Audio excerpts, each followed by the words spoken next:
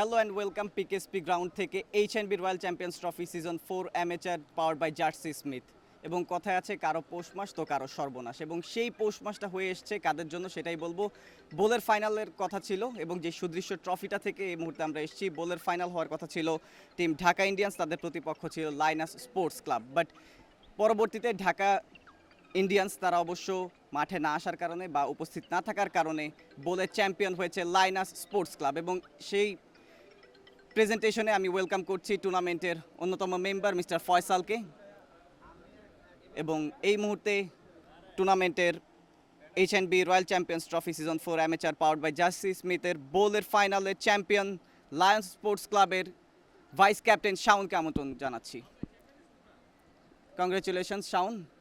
এবং এই মুহূর্তে টুর্নামেন্ট কমিটির অন্যতম সদস্য মিস্টার ফয়সালের কাছ থেকে বোলের ট্রফিটা গ্রহণ করবেন। কংগ্রেচুলেশনস, একটা করতালি আশা করছি সকলের কাছ থেকে। চ্যাম্পিয়নের তকমাটা পেয়েছে।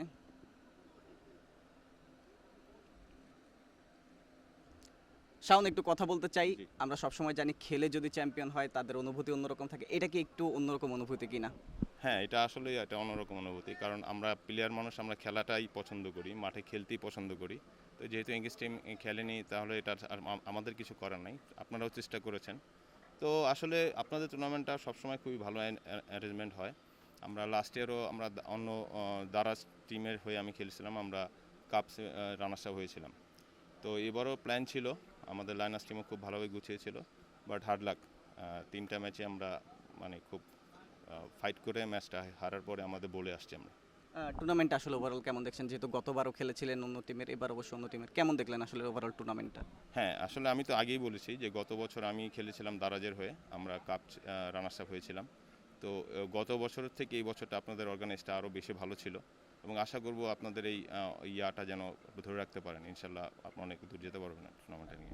যেহেতু প্লেয়ার হিসেবে খেলছেন একবার এক এক টিমে, গতবার দারাজ এবার লাইনাস, পরবর্তীতে কি টিম চেঞ্জের কোনো ইচ্ছা আছে কিনা?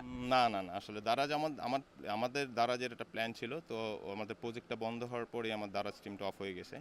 তো আপাতত এখন আমি লাইনাসের সাথেই আছি, এবং ইনশাল্লাহ সামনের বছর আমরা লাইনাসের হয়েই খেলবো। কংগ্রেচুলেশনস এবং পরবর্তীবারের জন্য আপনাকে অনেক অনেক অভিনন্দন। ধন্যবাদ ধন্যবাদ আপনাকে। সুপ্রিয় দর্শক, কিছুক্ষণ পরেই শুরু হতে যাচ্ছে প্লেটার ফাইনাল, যেখানে মুখোমুখি হবে টিম বান্দো ডিজাইন লিমিটেড এবং তাদের প্রতিপক্ষ রুসলান স্টুডিও। এবং ঠিক মাঠের মাঝেই রয়েছে কো কমেন্টেটর মিস্টার আকিব আমিন। সরাসরি চলে যাব টসে।